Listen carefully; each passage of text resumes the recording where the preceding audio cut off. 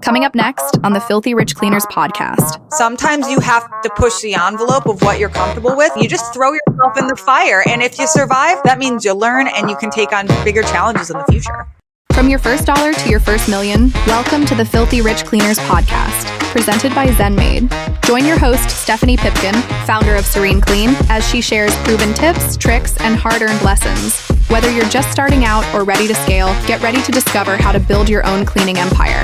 Let's roll up our sleeves and dive in. Hello, everyone, and welcome back to the Filthy Rich Cleaners podcast. I'm your host, Stephanie Pipkin, and I am here today with Cheryl, who is the owner and founder of Made Bright in Boston, Massachusetts, or a little north from the sounds of it. So, Cheryl, welcome. Thank you so much for being on the podcast. I'm looking forward to having a great conversation with you. Yeah, thank you. I'm super excited about this. It's cold right now. It's 21 degrees up here in Boston and windy. So I wish I was down south with you. It was 30 degrees today in Savannah. So it was not much better, shockingly. Very, very cold. But so what are we going to do?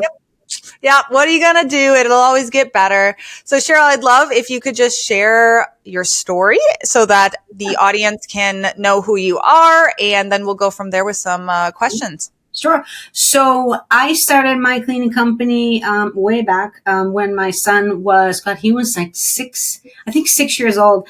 And I needed extra money. I was a single mother, trying to make ends meet, putting food on the table, extreme couponing, all that stuff. And I thought, hey, I love to clean. What if I clean a few houses and get some extra cash? So that's exactly how I started it. I didn't have any money. Like the story goes, I had a mop and a caddy and a lot of ambition. So I just started asking around my community. I lived in an apartment building at the time, and I approached the office and said, hey, I offer cleaning services. Can you, do you have anyone that wants their apartment cleaned? And little by little, I just started to network and get jobs here and there. They were cash jobs. I didn't know how to price. The only thing I knew what to do was to clean. And then, I took a lot of jobs back then for cheap money. I didn't have any systems in place. You know what it's like when you don't have any systems. People will expect that you're going to clean the walls, the ceiling, everything for the gutters, paint, $10, And then I didn't know how to, bridge the gap between the client's expectation and communication and say, this is what's included. This is what's not included. So, it took me a long time to figure out all those things. And I did the cleaning as a side hustle, honestly. And I was also a real estate agent. So I always kind of had this hustle mentality. I don't know where it came from. My father's a dentist.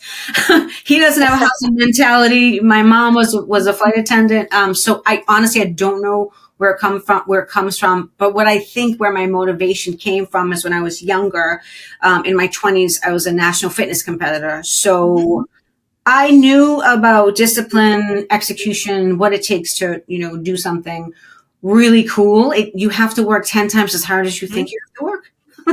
So I think that's where my, little motivation started. And then as I got older, I applied that motivation and that work ethic to the cleaning business. That's how I really got started.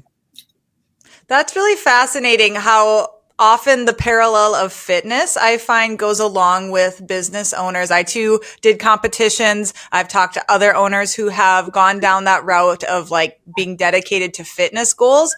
And I've heard fitness being, called a cornerstone habit, for a reason, because it definitely can, teach you how to keep at things and have that delayed gratification, which I believe is one of the biggest skills of business ownership, is being able to delay gratification and keep like doggedly doing the same things because it's going to work. You just have to have patience and keep trying. And that is very difficult in this day and age, I would say.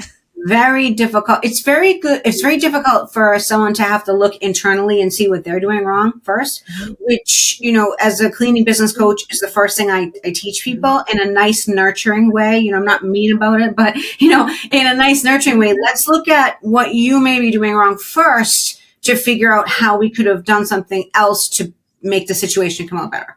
Mm-hmm. Right? And just accountability truly and ownership. And like, I'm a big fan of books. And so Extreme Ownership is by Jocko Willink is definitely one that kind of kicked me in the ass of like, hey, everything's your fault, but that's a wonderful thing because then we can, even if it doesn't seem like it is, it's like, how could you have handled the situation better? Or how could you put systems in place to avoid this problem in the future or have a plan in place? And so I think when we all point fingers or don't take accountability of like, do I have a skill gap? And I think in the beginning, we all have skill gaps. We simply don't know what those are yet. Mm-hmm. And so it can feel very confronting or like you're a failure when it's truly, you got to get through that in the beginning, because if you're so afraid of failing or embarrassing or making a mistake, you can't be a business owner. Both you and I have probably made 10,000 mistakes, but we had to get through those. Yeah, there's been, and I'm sure you can attest being a cleaning business owner too. Sometimes you just can't wait till Friday night because it shuts down a little bit. Mm-hmm. and you don't have to talk to people, or you have to talk to less people. Yeah, right? It's very draining, that interactions. And the hard part is, I think, especially once you add staff, it's like you never can turn it off, especially if you do what maybe is not the best. But I took on commercial in the evenings pretty much right away. So it was like, okay, they call in, I'm cleaning all day or working my full-time job, which I did for a year until I was able to afford to switch to just cleaning. And all of a sudden, it's during the day, now it's at night or early mornings, and it never ends. And just, I think trying to be the jack of all trades in the beginning is a very difficult thing. And so I'd love to hear, like, what kind of services did you offer in the beginning, and how does that compare to where you're at now? So that's like so interesting that you say that. And I did not know that about you. Like, my story is the same. So once after, Jay, my husband, came into my life, whenever things changed, my household got a little more stable, obviously 2 incomes coming in, we took on commercial. And so I was that person in the beginning. I was still in the field, right, for a long time. Have to be. So I'd be cleaning during the day, and then I would go at night and I would clean, a few buildings, a school and stuff. And I was like the Energizer Bunny, and I thought my body would never quit. Okay. Mm-hmm. So I was working, 6-7 days a week. I'd clean in the morning, clean from 9 to 3, take a break, go to the gym. I was still working out.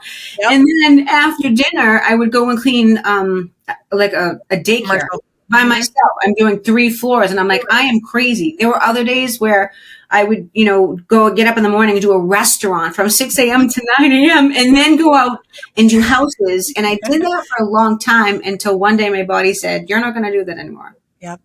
Yeah. Right? And I think that, I went through the same thing of kind of what I call the trenches, like being in the trenches of like you're cleaning and doing it all.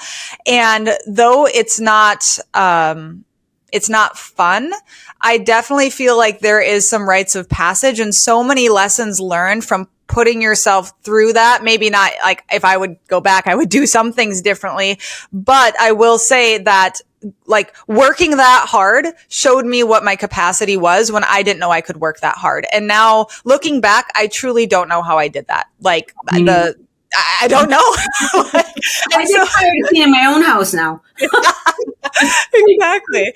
I remember one day when I had, I started to get staff. Most of them were W-2. One of them was under the table because we were doing a favor, whatever. And I remember 2 people called out, and me and another girl went and cleaned 6 houses in one day. And I'm like, it was just, at that point, it was just mind over matter. I'm like, oh, no sweat. I'm just going to go do the 6 houses. I'll just put the money in my pocket. But I look back and I'm like, how the heck could I do that? I remember feeling literally nauseous after cleaning so much because I wouldn't, there's no eating, you're just going. And it's like, how did we do that?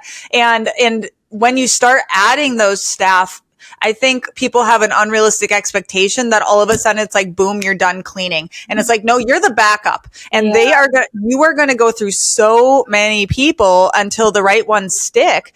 And just having that eternal optimism of it's going to work out. You're going to find good people, but people are people, and we're in the business of managing people. And that's the hardest part. Like, I don't think you and I struggle for the sales. And I mean, we both have our hiring systems in place, but that is the hardest part. It really is.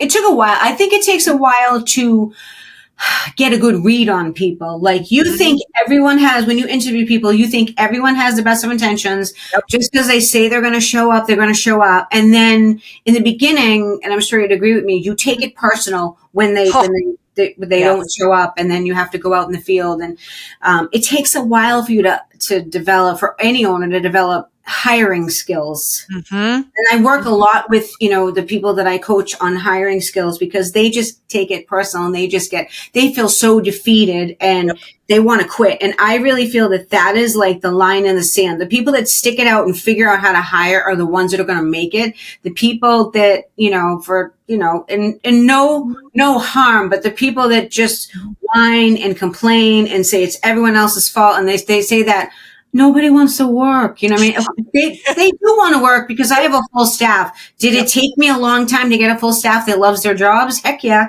It took me a long time. But you can do it. You just have to be willing to work for it.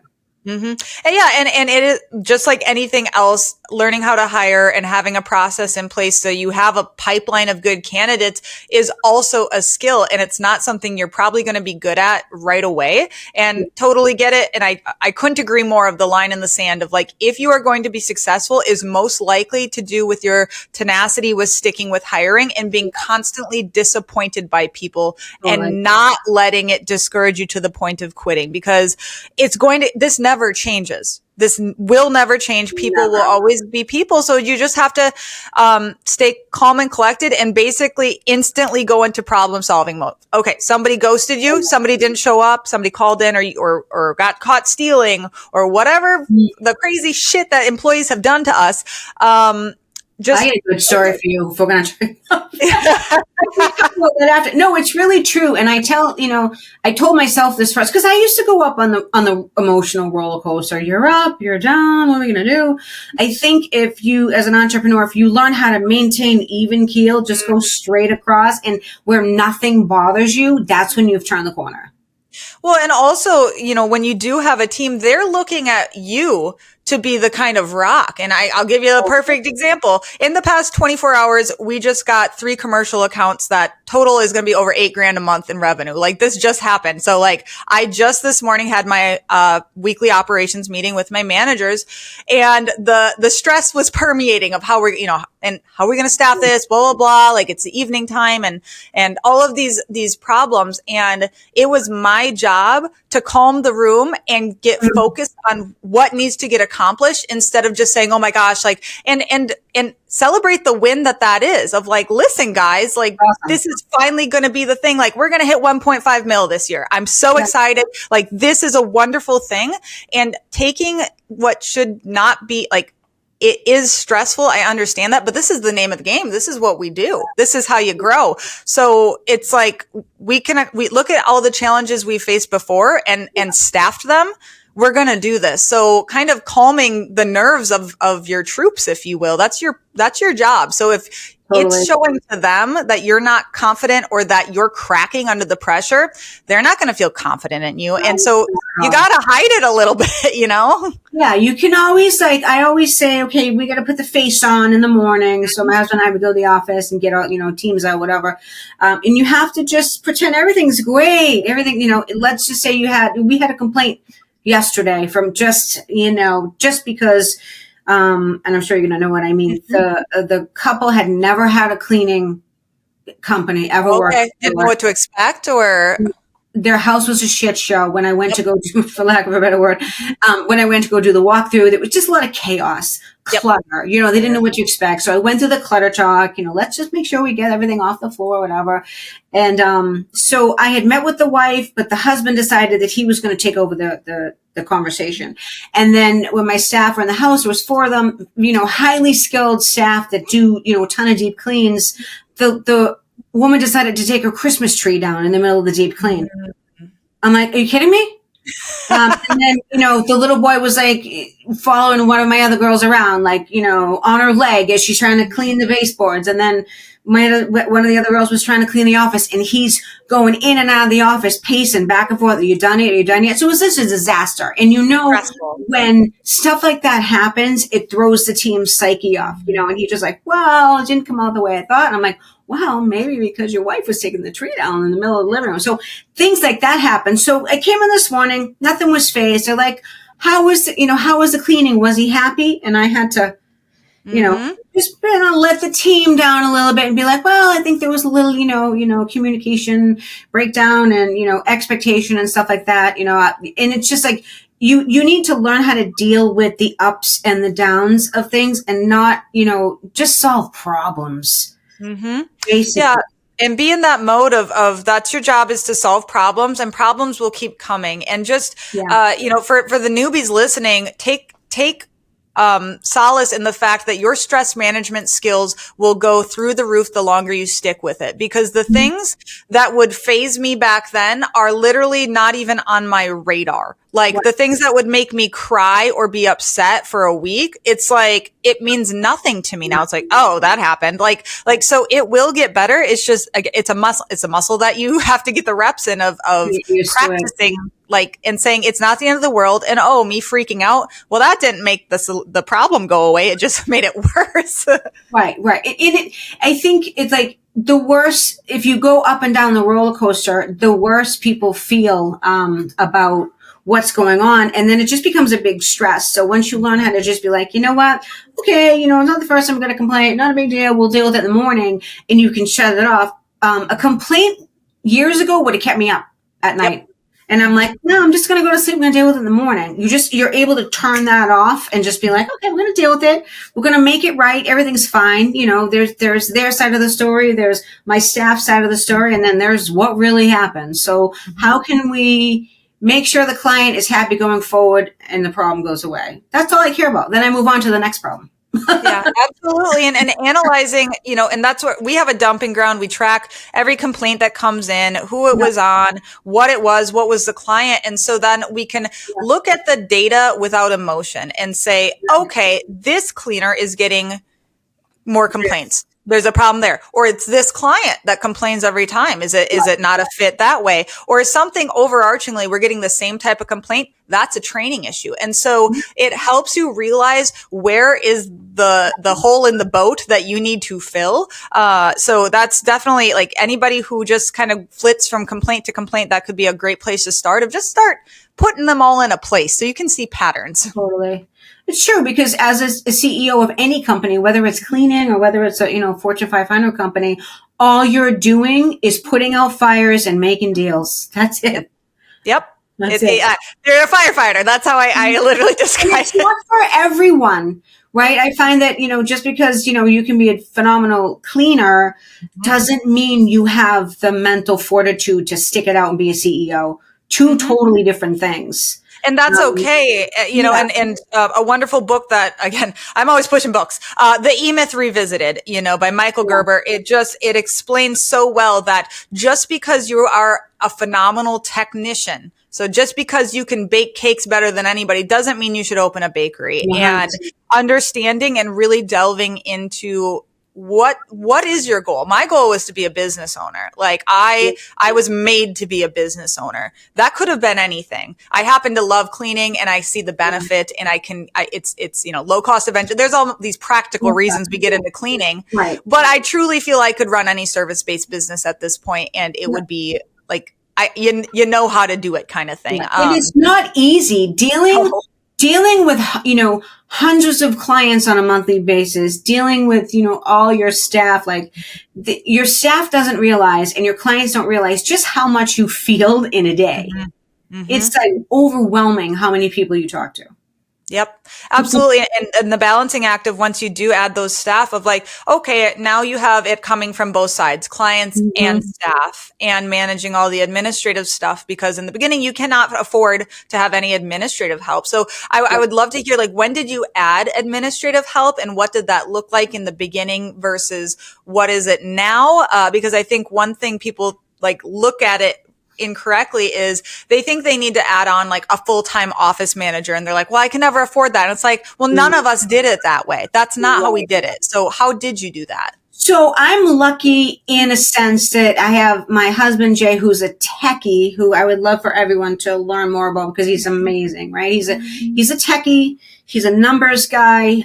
So he loves to do the schedule, right? I can do the schedule. He loves the way he does the schedule better. Okay. It's a compromise. Then I don't have to do the schedule, right? So he's really good. He's really good at logistics, operations, and then I'm really good at sales, marketing, customer service, communication, right? So he lacks sometimes with communicating effectively with the clients because he's not in the houses cleaning. Whereas I don't clean anymore, but I did it for so long that I completely understand that when, and I don't know if I have an example, when a client says, oh, I can't do, that appointment, or, I'm not going to be home. And he'll be like, well, why aren't they going to be home? Blah, blah, blah, blah, blah. Why can't we go in the house anyways? And I say, because 9 times out of 10, when people are on vacation, they don't want us in their home.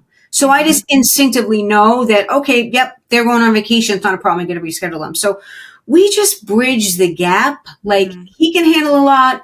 I can handle a lot. We have, and someone that helps us who is overseas with the marketing and stuff like that. So I write the content. She gets everything out there. She's great with designing. So we pulled her in. She actually is my daughter-in-law and is originally from the island of Mauritius. Wow. Moved here for college. She was on a tennis scholarship, met my husband's son, and then they just got married last year and moved back to Mauritius. So she's working. She has a set of things that she does every week for, all the companies we own. So she does that. I also have another administrative assistant in the Philippines. So I have like 2 people in different countries, and then it's Jason and myself. And then we have one girl that does all the things like filling the chemicals, ordering the supplies, doing the laundry.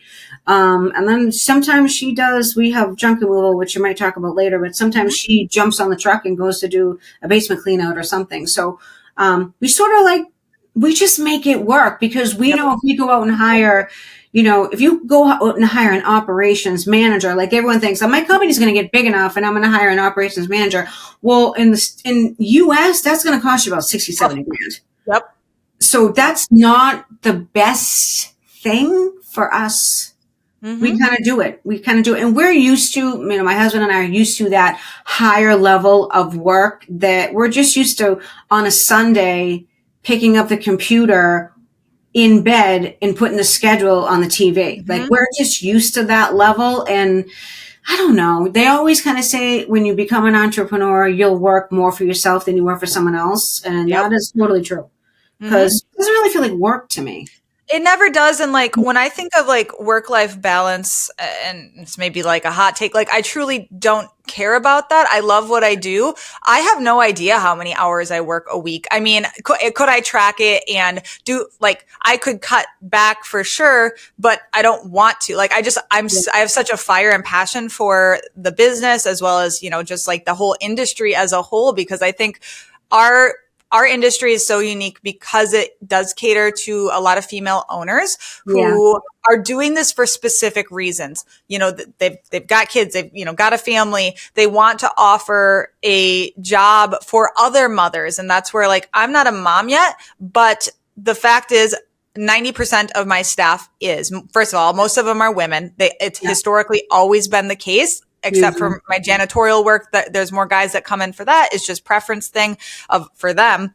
And, that was the first and only benefit I could offer. I was like, I can give you extreme flexibility that other employers can't. And that was the first thing I could give them. And the reason I have part-timers who have been with me for years now is because they know that family first is truly a core value and we will stick to it. We've got a playroom in our office that they can drop their kids off and my managers will watch their children. If a child were, and it's just we've specifically found our office so it'd have a separate room for that. And, if there's a 2-hour delay and we want our cleaners to get to their cleaning so we can make that, so they can make that money, we can make that money.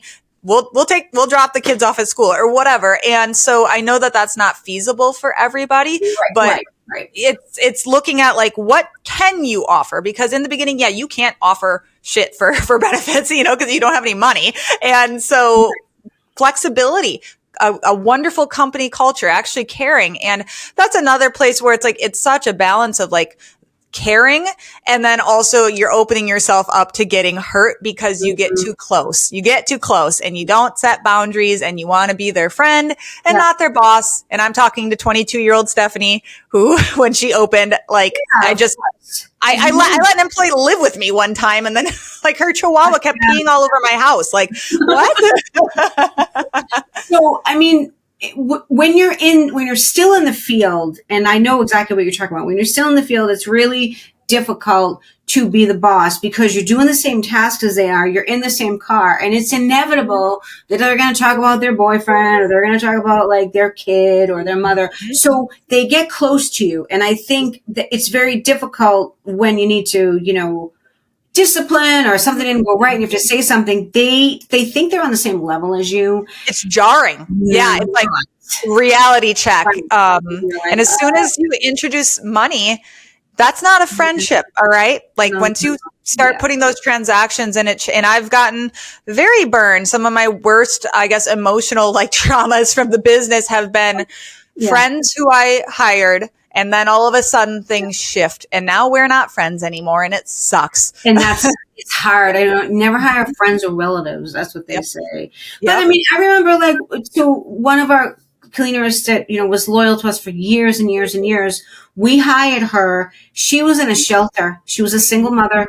She was in a shelter. She was just getting out of the shelter, getting her housing. We interviewed her and we had a good feeling. Now, most people would say, that could be rocky. Not going to hire her in a shelter. But we hired on integrity. She didn't have any professional cleaning experience, but I knew she would be good. I knew she needed a job, and we gave her a chance. We took a chance. Yep. And she's, stayed with us, 5.5 years. And I think there's a lot to be said for how you treat people.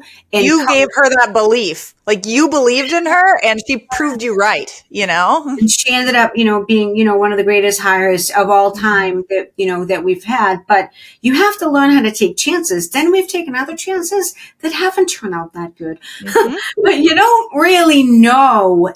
You have to just use your gut instinct. You don't really know, if it's really going to work. Sometimes it's not going to work. Sometimes it's going to be ugly. You're going to hire people that a month down the road steal from a client, right? We've all had that happen. That's not fun. It's not fun, but inevitably that is going to happen if you're in residential. I don't think anyone can avoid it. No, or something along those lines of even just being accused and dealing with that stress. It is difficult and staying rational and calm. And I mean, and sometimes clients, they be crazy and they are trying to, like, the cleaner will always get blamed first. I remember last year, our cleaner Annie, she's young. She's no longer with us, but she's super sweet and would never ever take anything. Like I would bet my life on it. And she in the Zen Maid notes, we said to turn the lights off. And so throughout the house, right? And so when she went to go turn the lights off, like one wouldn't stay on. And so she is a 19-year-old and she went to the breakers and turned all the breakers off and turned the I know. So now it's a rule. Don't touch electrical breakers. You gotta say that, apparently. And that's everything went out. So they got home and all of the breakers were off. And so this turned into the paranoia of the owners thinking we were trying to steal their jet skis, and scope out the house. And so they got their police friend involved who then nothing was actually like happened, but basically they were trying to like bully us into like, this is what we were trying to do. And I'm like, dude, like, we don't want your jet skis. Why do you keep saying this? They come up with crazy stuff and they always blame the cleaner. There was 2 instances I can think of years back. One of our clients asked if we had left the door open because she couldn't find her cap. So now I'm panicking. I'm like, oh my God, did someone leave the door open? That's when I was still in the field. And then 6 hours later, she finds the cap. Another one that just recently happened, probably 4 months ago, really good client of ours. She's missing a bracelet. As soon as I hear that, I feel panic, right? But then Yep, I your go gut. to the nose and say, okay, Sam lives in that house. Like they've been with us a while. Like they're not going to steal. You go through that thing and then you be like, okay, rational. And the bracelet, she was getting ready for her mother's memorial mass and the bracelet was her mother's. I'm like, Mm. oh, great. And Oh, so Lord. I know. And so she can't find it. She's like, it's always on, a jewelry case. Can you ask the girls if they've seen it? And that's kind of the client's way of saying, did they take it? Yep. So I had to have that conversation. Of course, my girl said they didn't take it. And then of course, the woman finds it a week later in her office. Mm-hmm. I'm just like, come on. So I'm panicked for a week thinking, did they take it? Did they not take it? Mm-hmm. But a lot of times clients will just say, oh, these other people have been in my house. Maybe they took something.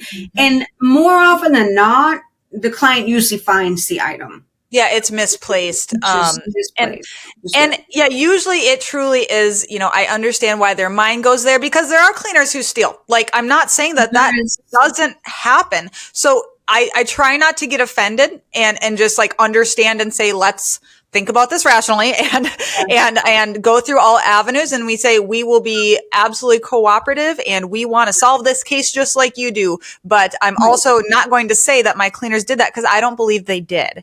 And one of my consulting clients, I remember, oh gosh, he had just bought this cleaning company, in, I think, Florida, and he, inherited all of the staff. And one of the staff members, 3 houses in a row during Christmas time had Christmas gifts go missing. It was like cards off of trees. Oh, yeah. And that cleaner literally was stealing like Christmas cards off of, like envelopes with gift cards or whatever in them. I'm like, you had the Grinch working for you. Yeah. and all the clients stayed. He handled it with beautiful finesse. And that's, I don't want to scare everybody listening, but it most likely is going to come at you sometime if you're doing residential. It just is inevitable. And so having, I have a good one. So this was last year. This was last year. We hired this girl. She was had a lot of energy, and we have this client who's a lawyer. Okay, and so he calls me and he's like, "Can I talk to you for a second?" And when you hear that, you're just like, "Oh God!" And he's like, my daughter is missing a bottle of perfume. So immediately when he said bottle, I'm like, what kind of bottle? I was glad it was perfume, because we're thinking people could take drugs or whatever. And so he's missing a bottle of perfume. And he's like, Amanda, who's always been in my house, it was Amanda, and it was, a girl I didn't recognize. So Felicia, she was new or whatever. And so he's like, this is what I'd like to do with your permission. He goes, because I really like your service. I like your staff. I don't want to cancel your service. I said, okay. He's like, let's do this. He's like, I'm going to put the same exact bottle of perfume in my daughter's bathroom. He goes, can you have her come in 2 weeks? Have her come with Amanda, have the same girl come and put the girl in the bathroom and let's see if it's her. Now, this is his lawyer. Wow. Yeah. This is like, I don't know, like detective work. So I agreed to it, right? I'm usually like low drama, but so I agreed to it and I told Amanda, I said, this is what's going on. So we stuck, the girl in the bathroom, same bottle of perfume disappeared. So wow. It wasn't like an expensive like Chanel or whatever. It was Paris Hilton perfume. I'm like, what is going on? So needless to say, we found out the culprit. We knew it was the girl. We let her go that night. And, it's some people are just kleptomaniacs, right? You just do. Why would they steal the same amount? Sometimes people are just going to steal and you have to just get used to it. Hopefully it's nothing big. Mm-hmm. That's all you hope for. Absolutely. And creating policies where you can to try to mitigate the risk. And so like an example I'll give is, last year we did a move out or move in clean. I can't remember, but basically for us, like the home should be vacant, that like if we're going to be doing a move in or move out. And so it was an apartment that the landlord allowed the new tenant to move like some things in, or like a bag of stuff basically. Yeah. And then the tenant came back and said that he was missing like a blanket, toenail clippers, like a spatula, weird stuff like that. And we're like, we don't want your used toenail clippers. And he was just like, he wanted us, he just was so insistent that we pay for them. And we're like, you're not even our customer. The landlord is. And so just being very adamant that it's like, we didn't take those, and unless you can provide proof that these were in there. So now what we do is, for us, we ask, is any items going to be in a move out clean? And as soon as the cleaners get there, they are instructed to take photos of whatever items are in there as proof. Just attach them to your notes in ZenMaid so that we can say, this is what was in the house, and just get some documentation going, basically. But yeah, if people are going to accuse you, they're going to accuse you. It's a risk of the business. And I think what's happening now is I think that what they say in 2026, 80% of two-parent households are going to have a cleaning service. So what I'm seeing up here in the north, you could be seeing the same thing, is that there are a lot of people coming on board that have never had a cleaning service. So they don't know what to expect. They obviously think that, the cleaner may be, stealing stuff or whatever. They just I prefer to take clients on that have had a cleaning service because their expectations are completely streamlined and they understand things. When you have someone that hasn't had a cleaning service, they think for, $150, you're going to clean the walls, you're going to clean the ceilings, you're going to clean the ceiling vents, you're going to dust the garage. They don't have, they have a really unrealistic expectation, I find, probably 50% of the time. And it's difficult. It's almost like you have to teach them and sort of train them. Okay, this is the process of having a professional house cleaning company. Clean up the clutter, make sure that the pets are put away. We're not doing the inside of animal cages and emptying cat boxes. But you have to explain all that stuff to them. Otherwise, they just expect that you're going to do it. Yeah, because if they've never had the experience, and this is part of having client guidelines in place that covers these types of things. Explain, like for us, when we send our estimates on email, we attach a video I recorded of frequently asked questions of your first house cleaning. And that was because we kept getting the same questions over and over. So anytime you have something happening over and over, that's an alarm bell opportunity of, could I make a template for this? Could we make, an email template or text template or a video if you're comfortable, which obviously I highly recommend video content to speak to your customers. And so it's not their fault per se. They're just uneducated to the process.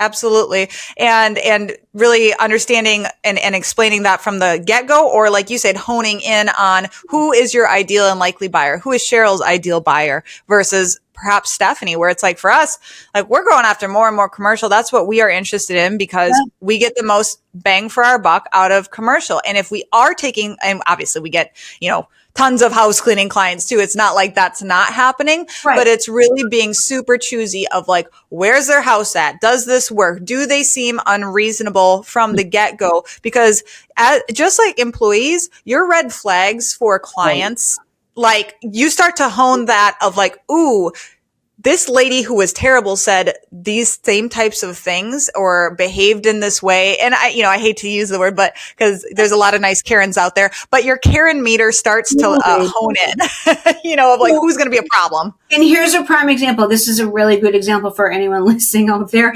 When someone says, I've gone through 4 or 5 cleaners, do not take them. Yes. Do not.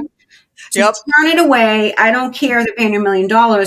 That person is going to torture you and torture your staff. There's a reason. There is a reason why they basically couldn't maintain a relationship, multiple times in a row like that, and so. And some people confuse cleaning with organization. And housekeeping.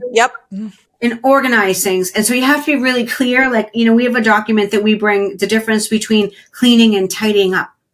So they understand, we're not going to organize all the papers. Of course, we're not going to leave them everywhere, but we're not going to, organize things in your kitchen or all your, salt, pepper, and shakers you left out. We're just going to move them clean, but we're not going to reorganize them back into the cabinet. Things like that. and everybody listening can make that decision. I've had conversations where people do offer those services, but you need to be super clear and understand what do you want to do and understand the ramifications of that from a training perspective, because it is darn near impossible to train organizing. In my humble opinion, because it's like what are you running into? What does that person want? You're touching their stuff a lot more and putting it in places maybe that they don't know. And like, I just feel like it opens a can of worms that is really hard to close. And so we just personally, if a cleaner likes to maybe do like very minor stuff as an add-on, and we also would only do it for specific clients. We don't advertise that at all. So I just prefer not to. When they send their request into us, if they're looking for cleaning and organizing, I usually try and have a conversation and see, what do you mean by organizing? And I've turned people down. I refer a professional organizer that will go in and organize things. I refer her out. I'm like, if you're looking for organizing, Rachel's the person, because we're cleaners. We're there to clean, to disinfect, and to make your everything stress-free, no anxiety. And so, we're disinfecting. So we're not necessarily organizing. And I think where the trouble is some people have had a housekeeper, maybe someone that lives with them, or maybe someone that comes 3 days a week. A housekeeper will do different things than a cleaning service. A housekeeper will go fetch the mail. And laundry, all the dishes, and again, like, we will make exceptions if we know, like, hey, they want us to wash dishes for 3 hours and that's what we do when we go. Okay, that we may make that decision on a case by case basis, but it's not the expectation. It's not what I hire people to do, and you have to be fair to your cleaners and your staff and not ask them to do things that are outside of what you hired them to do. And that's not fair. So anytime we have an unusual job, we don't advertise that we do hoarding, clean outs or anything like that. And we don't do like organizing. It's more of, can we throw everything in a dumpster? Then I will, on a case by case, take those on. And I typically will personally do those jobs because I find them so enjoyable and they're a gold mine for content. People eat that stuff right up. Yeah. So I'll record the whole thing and turn it into like before and after videos. However, if we are considering it, we will open it up to our entire group of staff and send pictures and say, this is the situation. This is the reason it's like this. If you are interested, let us know. But this is absolutely not required. We don't expect this, and give it to them. And the ones who really like that work jump at it. But we're also not expecting the ones who don't want to do that type of thing. They weren't hired for that. So I'm not expecting it. That's tough. Like that takes there's a lot more going on with hoarders than just having to clean, right? Yep. You're dealing with someone that has years of stuff going on with their family mentally, and they just are so challenged that they can't mentally throw anything out. So you're dealing with a whole, different animal, and those aren't for everyone. Yep, absolutely. I have a couple people that I've worked with before that were super interested in doing the forensic cleanings. Yeah, I've had staff members ask about that. And I'm like, again, can of worms. I know you can make a lot of money, but like, I don't.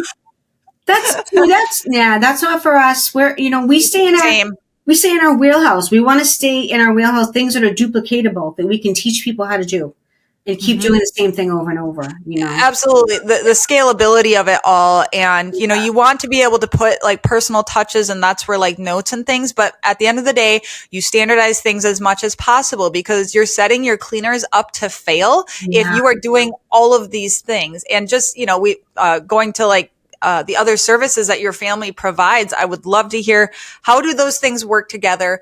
And you mentioned you have an administrative person that kind of manages all of that, but like, can you explain for the people who are perhaps interested in providing other types of services, or maybe their family member, their partner is like, how do those things work together? Okay. So I started the cleaning, residential, commercial. Our residential is much bigger than our commercial, but we still have a commercial. And then one day, my husband's like, what if we added power washing to the services? And I was like, so I have the mentality, grow, grow, grow. I don't have a shut off button.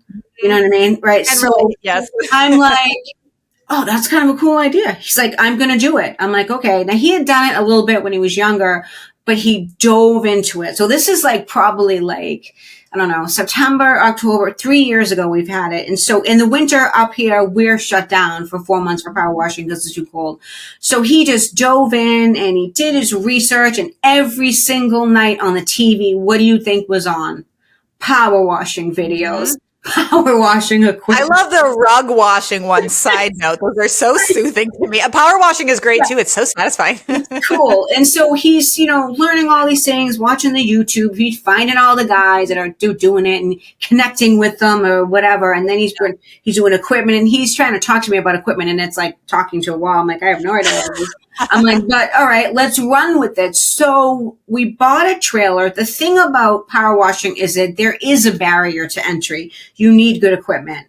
That Home Depot rig is only going to get you so far. You probably could do a decent job on a ranch. You can't hit a double or a triple colonial 5,000 square foot house. You need the right equipment. So the first, I want to say, I don't mean to scare you with this, but the first one, he's go big or go home. The first rig we bought was like $25,000. So, did we part with $25,000 worth of cash? Absolutely not. We financed that. That's another tip. You can always finance something. Finance something before you part with all your cash. So we buy this thing, and I'm like, oh my God, but it's financed over 3 years. It's not a big deal. We paid for the thing in like 4 months. You know what I'm saying? So it's like, you have to have like a bigger picture. Now, the thing with the power washing that is cool is, number one, I don't have to physically do it. But I do all the pictures and all the videos and all the content for it. But he does it. We have a couple of guys that he hired that, they work 8 months out of the year and then do whatever in the winter, and then they come back with us. So he has that going. Now we have 2 rigs. So last year we bought the first year was a trailer. So, 20-foot trailer that looks like a landscaping trailer that has all the equipment. Second year, we bought one that fits into the back of a truck. So it's a lot more, you can get into smaller spaces, because up here we have towns, seaport towns like Newburyport, Salisbury, Amesbury, where the streets are narrower. They have, cobblestone walkways and driveways. So the truck can get in there where the trailer couldn't. So we have these 2 things going. And we tripled like the business, like within like 2 years. Like I couldn't believe it. I was like, oh my God, this is so cool. So it's cleaning, but it's exterior cleaning. But what we can do is, and what we do is we offer services to our existing interior Made Bright clients and say, Made Bright Cleaning is now offering power washing services. And so we get some of that business, plus we get new business from power washing people, and then we introduce the cleaning to them. So now you run it all under Made Bright financially. That's a question I have. Or are these separate entities? So we do for now. However, the name of the company is Bright Power Wash. So BRITE. So we're trying to put together the big bright umbrella, folio. But we're wrestling with names because the word bright cleaning is so popular. Yep. We're dealing with that stuff. So eventually one company will be a holding company for all of them. But it was a great addition. The price points are higher. Like we've done commercial jobs that have been $10,000 and then down to $350, just like a 1,100 square foot ranch. But it's amazing adding those kind of complementary things where they feed each other. They feed leads to each other, and it relieves the boredom. Sometimes you get sick of like, oh, residential, going on an estimate, this and that. You have something else over here on the side that's exciting. The profit margins in the power washing, for anyone that has a husband and wife team, I strongly suggest looking into power washing because the profit margins on power washing are high. That's why I wanted to ask you, because I know there are a lot of couples who want to get into this type of thing, but then you kind of stay in your lane because obviously working with your partner can be challenging if you're on top of each other. And even just like the complementary skills, and we had kind of talked about that before we hopped on the call, was how finding the people. If you're going to partner and with somebody in your business, whether that be like your spouse or an actual partner outside of that, take care and take caution. There's a lot of reasons those fail, but you need to have complementary skills. If you're the same person, then that's the wrong person. They need to fill in your gaps and you need to fill in their gaps. And that's when I, did take the leap of having administrative staff. That was, taking from my cleaners who came to me and said, hey, I've got this experience, and we gradually transitioned them to now I have, 3 full-time managers as well as my executive assistant who is virtual. But when I look at why we all work so well together and sometimes clash heads is because we're quite different. And I am absolutely first of all, the eternal optimist and the jumping bunny from idea to idea. Like, let's do it all. That's Stephanie. I know. And the risk taker and being impulsive of like, pulling the trigger very quickly, because you have to be able to make those. I'm very decisive. But that means sometimes, like it's too fast type of thing. So, no, exactly. When that's I look at my entrepreneurs are. Yeah. Yep. You have to be like, boom, boom, boom, decisions. But now looking at my management staff of like, okay, as I like to say, Crystal lovingly pees in my Cheerios all the time. Like, why are you pissing in my Cheerios? But she has to, because otherwise I'm blind to the negatives of perhaps an opportunity. And looking at some of the things that we did, I wish I would have slowed down. But that is also who I am. And I have to honor, like, this is where I come in and say, no, we need to take this leap. We need to take this risk, guys. It is worth the reward.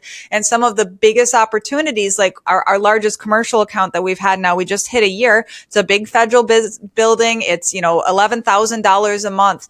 And the background check process for that is like a 3-month process. It sucks. And after we got that bid and said, oh shit, like they were very, very like, this, like we should have never bid this and that. And I'm like we made it work. It's worked. Yeah. And so sometimes you have to push the envelope of what you're comfortable with. As like, if I didn't take my first commercial account, which I absolutely was not prepared for at all, I learned as I went. You just throw yourself in the fire. And if you survive, that means you learn and you can take on bigger challenges in the future. I just say, like, what's the worst that can happen? You fail? All right, not a big deal. And so many people are afraid to fail. So many people are afraid to take chances. And I tell, like we talked about earlier, there's a low barrier to entry to cleaning, to residential, commercial. You have to have funding because you have to flow payroll. That's like a different, a different thing. But you have to take some sort of risk. So, when my husband came to me and said, okay, here's the first power washing rig. It's going to be $25,000. We can finance it over 3 years. It's going to be $1,000 a month. So you think the poverty mindset would think, oh my God, $1,000 a month. That's debt. That's this. That's that. The growth mindset says, okay, it's only $1,000 a month. How much do you think we can generate in revenue a month? And so you have to be able to make that jump to understand that if you're gonna, grow to, 500, a million and 5, you have to spend money, you have to invest, and you have to take chances. There's no way around it. So, and that goes into investing into yourself of like you as an entity are worth the investment. So that could be education, that could be getting coaching or mentorship. Or anything, learning, you need to be investing in yourself. And that includes time, listening to podcasts like all of our listeners are doing right now, listening to books while you're cleaning. As I always say, if you are cleaning and just listening to random, crime podcasts or funsy books, like you could be using that time to elevate your business sense. You could be learning right now. So like, I'm going to encourage you to stop doing that and utilize that time because your time is limited while you are in the field. So why don't you put some earbuds in and learn and start applying things and trying things out because you don't have a lot of time. So the opportunity cost of not being able to necessarily sit at a desk all day, like then learn as you're moving. Right. No, totally. And I have had a desk job and I wanted to hang myself before. I couldn't do a desk job. No, I think the biggest misconception when people start a business, whatever kind of business it is they say, I'm going to start a business so I can work less hours. And whenever I hear that, I'm like, that is such a joke. You're going to work 80 hours a week. Yep. You're going to be working I work sometimes when I write my content. So I have a very, my schedule is I get up early. I was never an early bird riser. I get up at 4 a.m. like a crazy person because the house is quiet. My husband's sleeping. My son's sleeping. It's just me and the cat. And I sit there and I write content for 2 hours or, whatever it is. That's my quiet time. I work on Saturday mornings, Sunday mornings. I do stuff all the time. But it's what I choose to do. I don't want to sleep on a Sunday. I want to get up early and get something done. I want to go to the gym after. So by the time everyone gets up, I've written all my content, done all my scheduling, done some marketing. I worked out and everyone's just getting up and I'm like, whoa, you know what I mean? I've been awake for 5 hours. Yep. But that's just, yeah. And if you're not willing to create those pockets of time, it's like if you think that you're going to get your deep focus work done during the typical workday when your cleaners are coming at you and your clients, you are absolutely sorely mistaken. You are not going to make progress on actually building the business and systematizing and making things better. And I know that may mean I've got kids and blah, blah, blah. You got to get up earlier or you have to stay up later. If you are not willing to make that sacrifice, at least, in the beginning to get things moving, then go work for somebody else. And I know that may sound harsh, but yes, today I was up at 5. I worked for an hour and a half on my giant auditing spreadsheet that I'm updating. And then I went and did cycling. And then I came in and everybody else was working now. And so it's I took care of me and I moved the needle on my projects that I care about before everybody else came at me. Because once the day started and my meetings went long and everybody needed things, all of a sudden, where was the time? It was gone.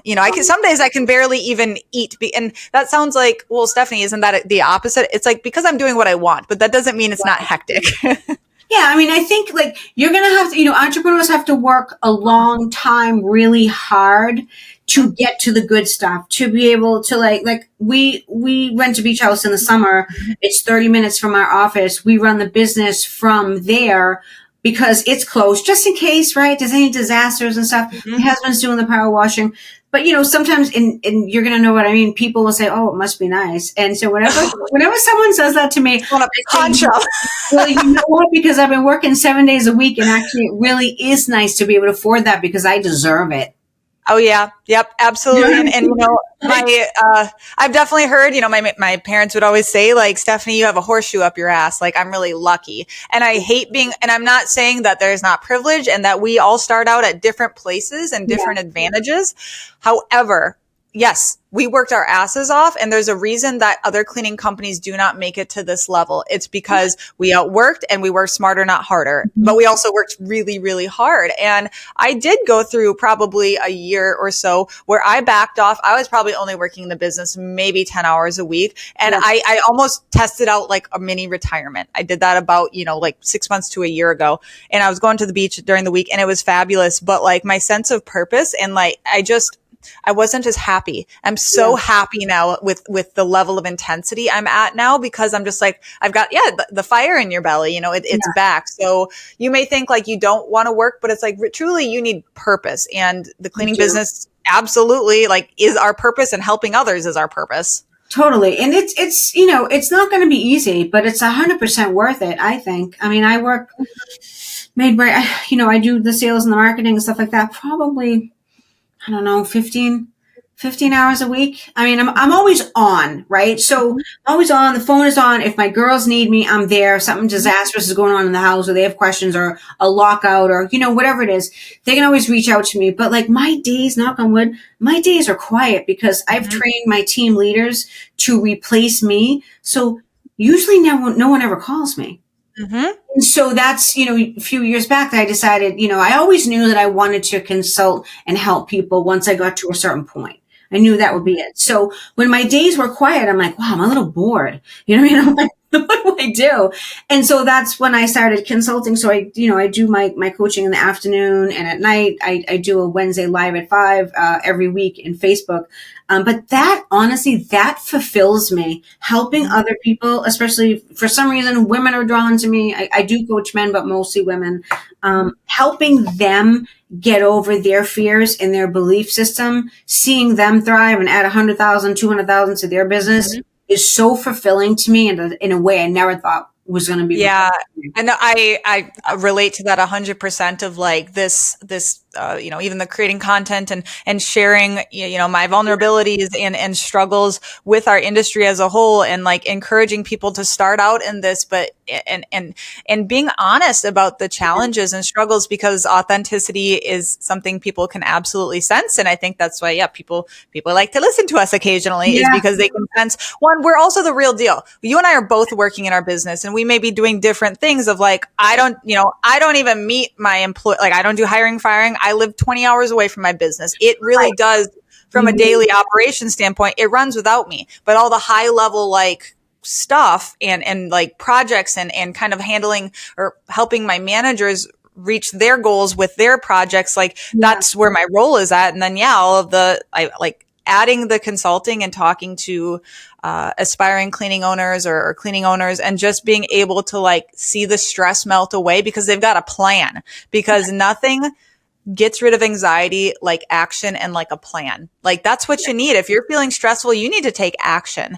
And so, I know that analysis paralysis hits us all, but you need to do something. And that could include listening to more YouTube videos. It could be talking to one of us, and even like Cheryl, I'd love for you to share, where can people find you if they do want to talk to you? Where do they go? What kind of things do you offer as we're wrapping up our conversation? Sure. So I have a Facebook group. It's called Sisters Who Scale. I think if you just put Sisters Who Scale in the search bar, it's going to come up. It's for cleaning business owners. And I have a 6-month program called Drop Them Up and Scale. Drop Them Up for short. That seems to be the nickname that it's taken on. It's a 6-month course. And we go 24 weeks every, Thursday, 5 p.m. Eastern Standard Time, which is my time zone.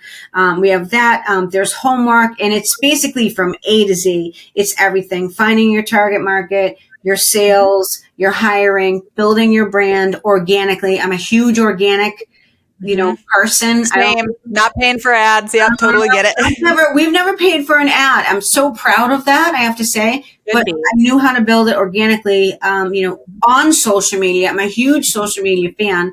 And so there's that in there. There's hiring, there's contracts, all kinds of stuff. I just launched a digital store because people have asked me for it. They're like, I don't have this document, blah, blah, blah, blah. So I have all these documents like that. And then we just started doing in-person retreats that are twice a year. So we have one coming up in Destin, the 23rd to the 26th. And the plan right now, although things change, is to run two a year, but we'll see. We had our first one in September up here in Seabrook Beach. And it was so cool. It was like we all stayed in a house. It was like a sorority. And I trained for 3 days, and I pulled in my husband to train because he's like, a numbers guy and a reports guy. He's like the Excel spreadsheets guy. That stuff gives me anxiety when I look at it. I'm just like, I can look at it. You should see my track. Me and your husband would, the tracking, like I'm secretly a super nerd about the numbers. So. Yeah. I like the numbers, but he breaks it down into like micro numbers, all kinds of stuff. Like that. So it was cool. We bonded. I think, and the biggest takeaway that the girls, the ladies came, they said that they always feel alone when they're building their business. So coming together in a retreat was a way for them to meet other business owners. 3 of them had never flown on a plane by themselves, which was interesting to me. So, a couple of them, 3 of them, Candace from Indiana, Kelly from Texas, and Gloria from North Carolina, they had never flown by themselves. And I was like, wow, that's a big thing for them. And then they got to bond and meet new friends and realize that they go through the same exact struggles that every other cleaning business owner does. So I left that retreat exhausted because I talked for 3 days straight and completely fulfilled at the same time. So it was the coolest thing ever. Yeah, that connection is just, that's amazing. I love that you're doing the in-person retreats. It's definitely something I think, it's a lonely path, and that's where, the internet is a beautiful thing. Obviously, we're all in the Zen Made Mastermind community, and I love that. So I'm a big fan of Facebook groups for that connection and learning from each other, and also feeling the pain of each other and seeing, we're not alone, of the struggles are universal. What I could guarantee, we have identical problems we have hit time and time again. It's not unique. We're cleaning businesses. The people change, but the problems don't. And so, we're all going through it. And that's where, making those connections, don't be afraid to reach out and make that connection, and just absorb free content too. If you're like, I'm not ready for that type of thing yet, just listening, absorbing, taking what you like, leaving what you don't. And that's just keeping that information flowing in. So, well, we are coming to the end, Cheryl. This has been a wonderful conversation. I could talk to you for 10 more hours. We're very similar. I didn't realize we were that similar. Yeah, for sure. I'm a chatty Cathy too. So I could definitely talk to you again. We'll have to do another call, because this was wonderful. Yeah, this was cool. We can talk about, maybe we can talk about bad employees or bad clients. Oh yeah. And just the whole hiring process too, I think would be great. And talking about, like I said, I love horror stories, because I think those kind of lighten the mood of, cause sometimes it's you're going to laugh or you're going to cry. So let's laugh instead about this crazy thing that happened. And the cleaning industry, I think is getting better. And I know Grace Reynolds from American House Cleaners Association, she does a lot she does a lot for women and self-worth and raising prices, and, bringing, trying to bring the cleaning industry almost as a trade. Right. Yep. And I think some of the stigma has melted away in the last 20 years of the cleaner, but I still think some of it exists in the way that homeowners still every once in a while, they view the cleaners as the hired help. Right. And so we still have to work towards fixing that. It's still a real thing, but it's faded a little bit. Wouldn't you say? Absolutely. And I do think that, and I think that it is our responsibilities as owners to help that fade. And one of the, actionable items that I do to do that is I highlight my staff as the amazing people that they are. And they are at the forefront of all of our content, of our website. You can see them, you can learn about them, because they are intelligent, capable human beings who, many of them have left quote unquote professional jobs and are much happier at Serene Clean. So it's because we're actually, respectful and care about their life balance and want them to feel appreciated, and we just shower them with appreciation. And so I'm just not a fan of hiding your cleaners away as these faceless cogs in the machine. No, they're the reason we are able to do what we do. So constantly making them feel adored and respected, because they are working very hard for us, and that should be respected. And not everybody can do this. Yes, can you probably train cleaning adequately? Yes, but this takes a lot of intelligence to do this job well, because you have to problem solve. There's so many things that happen in the field, and if you need all this hand holding, you're not going to be successful. So my staff are incredibly impressive people, and I think it's our job to constantly combat that and also putting your foot down on inappropriate behavior or disrespectful behavior, and being that mama bear. And side note, with the exciting things coming down the line for Zen Made, they are definitely going to be helping combat that with their newest feature launch. And I will just leave it at that, because I don't know when this episode is coming out, but I'm very excited to be working with a company who cares about safety as much as we do. So, and elevating our entire industry of professionals. So anyway, Cheryl, this was fantastic. We will cut it off there. Yes. It's a dirty job. It is, but somebody's got to do it, and we will be the ones. This was great. This was really nice talking with you. Thank you for having me on. Absolutely, Cheryl. And everybody listening, definitely go give Cheryl a follow. Check out those links in the show notes. We will leave them there for you to look her up. And we'll see you on the next episode of Filthy Rich Cleaners. Bye-bye.